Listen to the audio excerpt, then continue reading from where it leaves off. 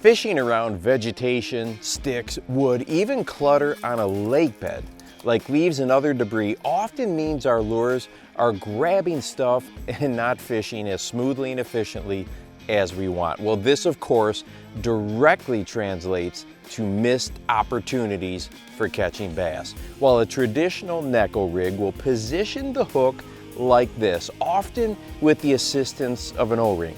Now, even if we use a hook that has a weed guard on it, this setup is not as efficient as it could be when fishing around cover. And you may be thinking a shaky head is a good alternative in and around grass lines, and it can be. But even though I love fishing a shaky head, when the weight and line tie are at the bottom of the lure, the chance for the lure to shovel or scoop up debris is high. As we can see in these clips here, the angle created by the line and jig head creates a catch that grabs about everything when around clutter. Now, of course, there are times when getting slightly hung on stuff like vegetation and popping it free elicits tremendous reaction strikes, but anglers still want to fish as efficiently as they possibly can. And that is where a weedless Neko or bungee jumper rig, which is very similar, can literally provide you with one of the best possible setups for fishing grass lines as well as other types of cover.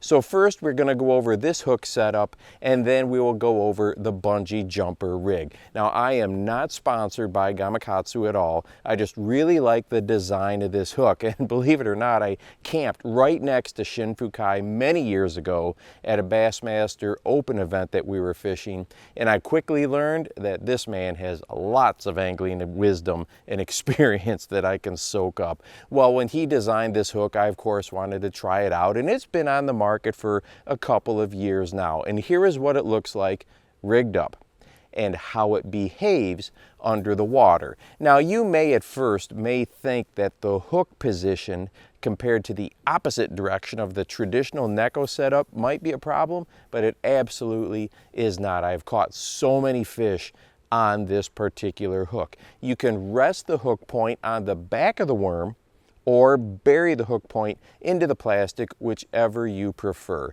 And the beauty of the Neko or bungee jumper, of course, is that the line connection to the lure is farther up the body of the lure, and this is why it slides through cover so well, especially vegetation.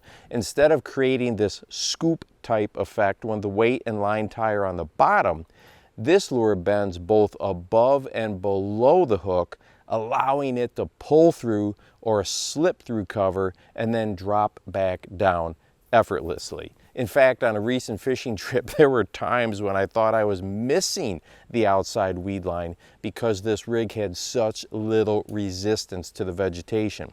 Now, the bungee jumper rig is something I've talked about in the past, and it literally is basically the same thing. Weight on the bottom, you can use a nail weight like in a traditional Neko rig, or on this version I've just cut off a ball jig head and stuck it in as the weight. Then you take your favorite hook, skin hook it through the worm, turn it and rig it weedless. As you can see here, it behaves just like the weedless Neko rig I already showed you.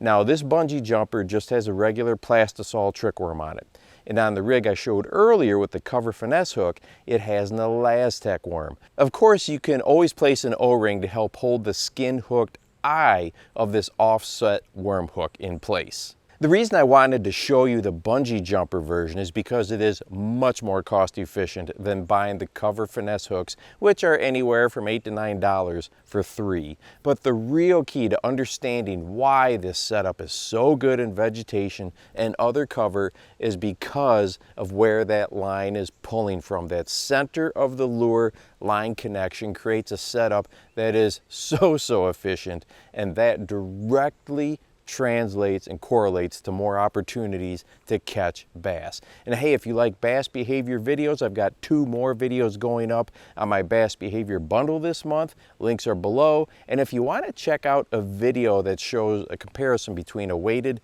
and weightless wacky rig side by side so you can see the differences, go ahead and check this one out right here. And make sure that you go out and encourage someone today. You never know how you might just change their life. For the Bass Fishing Life, I'm your host, Steve Rogers.